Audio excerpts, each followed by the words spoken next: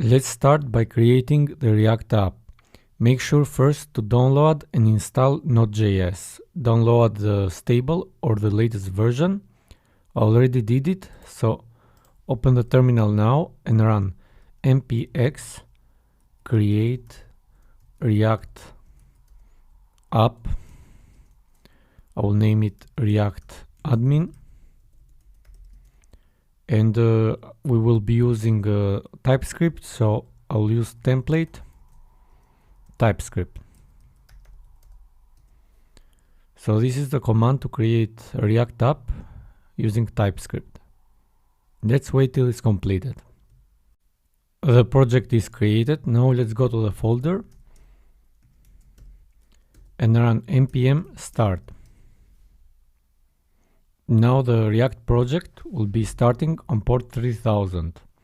So this is our running React app. Now let's make some other changes.